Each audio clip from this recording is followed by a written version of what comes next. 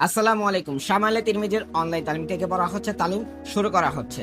শামাইলে তিরমিজি থেকে পড়া হচ্ছে সহজ তর্জমা 10। আবু ইসহাক বর্ণনা করেন, জৈনক ব্যক্তি হযরত বারা ইবনে আজেবকে জিজ্ঞেস করল, রাসূল সাল্লাল্লাহু আলাইহি সাল্লামের চেহারা মোবারক কি তরবারির নেই উজ্জ্বল ছিল?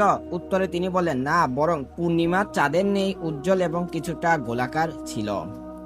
সহজ তাশরিহ, প্রশংসাকারী হযরত বারা রাদিয়াল্লাহু আনহু এর কাছে রাসূল সাল্লাল্লাহু আলাইহি সাল্লামের চেহারা মোবারক সম্পর্কে জিজ্ঞাসা করলেন। রাসূল সাল্লাল্লাহু আলাইহি সাল্লামের চেহারা মোবারক কি তলোয়ারের মতো ছিল?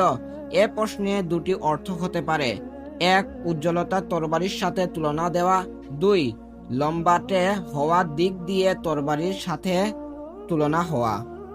এর উত্তরে হযরত বারা রাদিয়াল্লাহু আনহু বলেন, চেহারা লম্বাকৃত ছিল না, যা দেখতে খারাপ দেখায়, আর তা উজ্জ্বলতাও তলোয়ারের মতো এত ক্ষীণ ছিল না, বরং চাঁদের মতো সিদ্ধ ও কোমল ছিল। অন্যথা তাহার চেহারা মুবারক চাঁদের চেয়ে অধিক উজ্জ্বল ও নুরানি ছিল। সহজ তর্জমা 11। হযরত আবু হুরায়রা রাদিয়াল্লাহু আনহু বর্ণনা করেন, রাসূল সাল্লাল্লাহু আলাইহি সাল্লাম এর স্বচ্ছ ও সৌন্দর্যময় ছিলেন যে মনে হতো যেন তার দেহ রূপা দ্বারা গঠিত। তার চুল মুবারক ঢেউ খেলানো ছিল। সহজ তাহকিক হচ্ছে এর অর্থ ঢালা অলংকার বানানো তৈরি করা। উদ্দেশ্য রূপার মতো শুভ্র মনে হতো। বলা হয় অর্থাৎ অমুককে আল্লাহর খুব ভালো বানিয়েছেন। সহজ তাশরিহ, এই রেওয়ায়েতে রাসূল সাল্লাল্লাহু আলাইহি সাল্লাম এর গায়েব রূপ রূপার রঙের সাথে তুলনা করেছেন। এর দ্বারা উদ্দেশ্য তার রং একদম পরিষ্কার ছিলেন, এতে কোনো কালো কিংবা শ্যাম বর্ণের ছাপ ছিল না, তবে লালের মিশ্র ছিল, যা অন্য হাদিস দ্বারা প্রমাণিত। সহজ তর্জমা 12। হযরত জাবের ইবনে আব্দুল্লাহ রাদিয়াল্লাহু আনহু বর্ণনা করেন, রাসূল সাল্লাল্লাহু আলাইহি সাল্লাম ইরশাদ করেছেন, আমার সামনে সকল নবীকে উপস্থিত করা হয়েছিল, অতঃপর হযরত মুসা আলাইহিস সালামকে দেখতে পেলাম। তিনি হালকা পাতলা দেহের অধিকারী, মনে হলে যে তিনি শামআ গোত্রের লোক। হযরত ঈসা আলাইহিস সালামকে দেখতে পেলাম, তার অবয়বের সাথে আমার দেখা লোকদের মাঝে ওয়ারওয়াহ ইবনে মাসউদের অবয়নের সাদৃশ্য রয়েছে। হযরত ইব্রাহিম আলাইহিস সালামকে দেখতে পেলাম, তার অবয়সের সাথে আমার জানা লোকদের মধ্যে তোমাদের সাথীর অবয়সেরই অধিক মিল রয়েছে। তিনি আপন পবিত্র সত্তাকে উদ্দেশ্য করেছেন।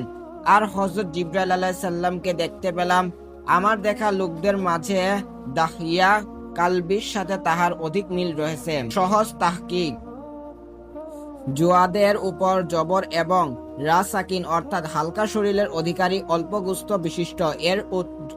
এর ওজনের ইমামনের প্রসিদ্ধ একটি গোত্র কামুস গ্রন্থকার লিখিয়াছেন, তারা হালকা গঠনের হতো, কিন্তু এখানে রাসূল সাল্লাল্লাহু আলাইহি সাল্লামকে তাদের সঙ্গে উপমা দেওয়ার উদ্দেশ্য হচ্ছে তাদের গঠন আকৃতির সঙ্গে মিল দেখানো। হযরত মুসা আলাইহিস সালাম ক্ষীণাঙ্গানী হওয়া বিষয়টি রাসূল সাল্লাল্লাহু আলাইহি সাল্লাম পূর্বেই উল্লেখ করেছেন। সহজ তাশরিহ, এই হাদিস দ্বারা রাসূল সাল্লাল্লাহু আলাইহি সাল্লামের শ্রেষ্ঠত্ব প্রকাশিত হয়, কেননা তিনি নিজে উল্লেখিত আম্বিয়া আকরাম আলাইহিস সাল্লামের কাছে যাননি, বরং আল্লাহ তাআলা তাদেরকে তার দরবারে এনে উপস্থিত করেছেন। এর সাক্ষাতে মেরাজের রাতে হয়েছিল, যেমনটি অন্য হাদিস দ্বারা প্রমাণিত। একটি মত হচ্ছে রাসূল সাল্লাল্লাহু আলাইহি সাল্লামকে স্বপ্নে দেখানো হয়েছিল। স্বপ্নের সমস্ত নবীদের আকৃতি তিনি দর্শন করেছেন। হযরত মুসা আলাইহিস সালামের ব্যাপারে বর্ণিত আছে, তিনি লম্বা দেহের অধিকারী ছিলেন। এই বর্ণনা দ্বারা দীর্ঘ দেহের কথা প্রমাণিত হয়, তবে তাহা হালকা গঠনের। হযরত ঈসা আলাইহিস সালামের ব্যাপারে এসেছে, তিনি মধ্যম গঠনের লম্বা চুল বিশিষ্ট ছিলেন। গায়ের রং ছিল অকৃম শ্বেত বর্ণ, বক্ষ ছিল প্রশস্ত। এখানে রাসূল সাল্লাল্লাহু আলাইহি সাল্লাম হযরত জিবরাইল আলাইহিস সালামের কথা নবীদের সাথে উল্লেখ করার কারণ হচ্ছে তিনি ছিলেন নবীদের খুবই নিকটবর্তী। ওহী প্রেরণের মাধ্যমে হিসেবে তিনি নবীদের সঙ্গে মেলামেশা করতেন। হযরত জিবরাইল আলাইহিস সালাম দাহিয়া কালবি আকৃতির ছিলেন। দাহিয়া কালবি তাদের একজন, আরবদের নজরে যাহাদেরকে অতিশয় সৌন্দর্য মণ্ডিত মনে করা হয়, তাদের দৃষ্টান্ত সংরূপ উল্লেখ করা হয়েছে।